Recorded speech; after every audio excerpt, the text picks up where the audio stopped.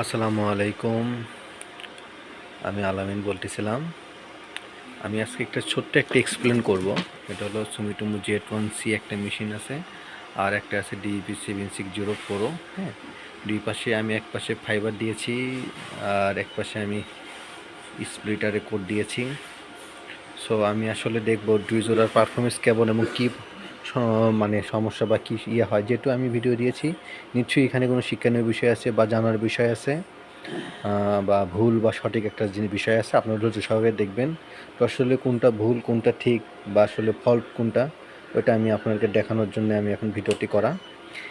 জোড়া দেবো, বা দুই জোড়ার মধ্যে সমস্যা হবে, বাট তারপরেও আমি দেখব যে এটা জাপানি মেশিন আর এবং চায়না মেশিনের মধ্যে কতটুকু কী পার্থক্য থাকে। অবশ্যই পার্থক্য থাকবে, বাট সেটা কতটুকু সেটা জানার জন্য। হ্যাঁ, আমি এপাশে চায়না মেশিন অটো জয়েন্ট দিয়ে দিলাম, এটাও দিয়ে দিলাম। এটা দুই পাশে জয়েন হচ্ছে।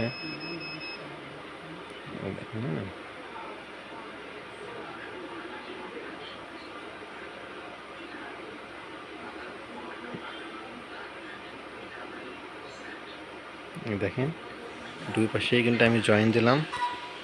হ্যাঁ, একই করে। হ্যাঁ, এই পাশে একটা স্প্লিটার দিয়ে দিলাম, আর ফাইবার কোর আমি দুই পাশে দিয়ে দিয়েছি। হ্যাঁ, তো জাপানি মেশিন সেটা কিন্তু আমাদের জোয়ানেসের 00-তে, বাট ভেতরে কিন্তু একটা কিন্তু দাগ গ্যাপটা কিন্তু রয়েছে। আর এদিকে আমাদের চায়না মেশিনে জোড়া হয়েছে, বাট ফিউশন ফেল দাগ কিন্তু রয়েছে। মানে এটা এআরসি টেস্ট চাচ্ছে, মানে এই কোর গলাতে এর আর একটু পাওয়ার দরকার। বাট তারপরেও এটা কিন্তু জয়েন নিয়েছে, কিন্তু ভিতরে দাগ। অনেকে আপনারা এই চায়না মেশিনগুলোতে অনেক হার্ড কোর দিলে এরকম সমস্যা, অনেক টাইমে ফিউশন ফেল না হয়ে জয়েন্ট হয়, ডিবি লস একটু বেশি করে। বাট আপনারা বলেন ভাই কোরের মধ্যে এমন দাগ কেন? হ্যাঁ, এই দাগটা যায় না কেন? তো সো আসলে এটাই বোঝানোর জন্যে যে আসলে এত দামের একটা মেশিন, বাট এটাও কিন্তু এই দাগটা কিন্তু গ্যাপটা কিন্তু মিশাতে পারে নাই, গ্যাপটা কিন্তু রয়েছে।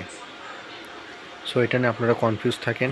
একদম দুইটা মেশিন এখন দেখেন, সরাসরি এখন আপনাদের সামনে জয়েন্টটা দেখাচ্ছি। Same core, same splitter. এই তো দেখেন সেম, বাট এটা একটু ফিউশন ফেল, একটু ডিবি, আর এটা জোড়া হয়েছে। এটা মূলত কোর বা কোনো স্প্লিটার বা প্যাচ করে সমস্যা থাকলে আমাদের কিন্তু এরকম দাগ থাকে। এই দেখেন দাগ, এই দাগ কিন্তু কোর বা স্প্লিটার কারণে থাকে।